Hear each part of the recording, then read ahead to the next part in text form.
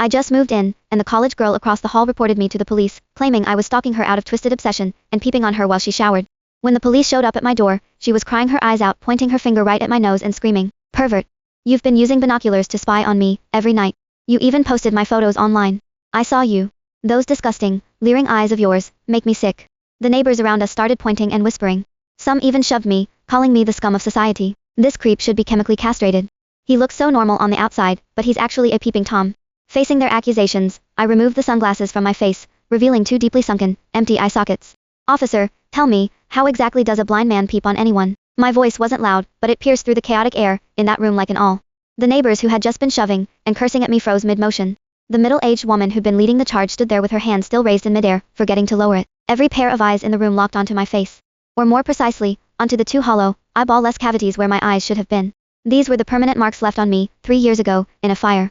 The lead officer was experienced. His name was William. He froze for a moment, then furrowed his brow, his tone thick with impatience. "Don't lie to us. Whether you're really blind or not, we'll find out at the hospital." The girl across the hall, Mia Lee, paused her crying for a beat, then burst into even shriller sobs. "He's lying. He's just trying to get away with it. There's no way he can't see. He stands by his window watching me every night. Those eyes, those eyes." She seemed to want to describe my eyes, but the sight of my empty sockets scared her speechless.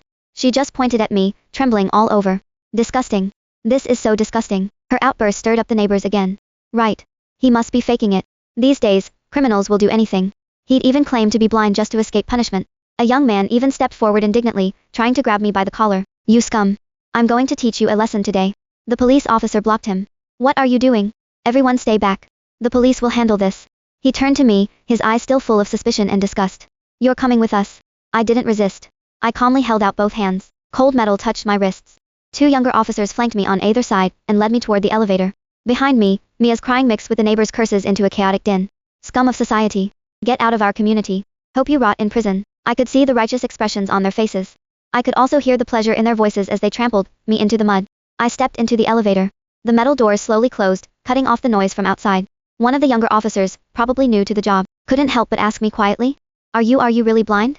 I tugged at the corner of my mouth, but didn't answer. The other officer patted his shoulder, signaling him to keep quiet. But I knew that in their minds, the scales had already tipped completely in favor of that tearful young girl.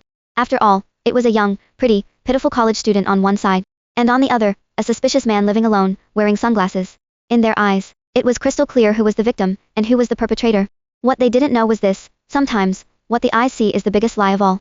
And I, a blind man, had seen something that none of them had. For instance, when Mia accused me, her heartbeat was steady, without a single ripple of genuine emotion.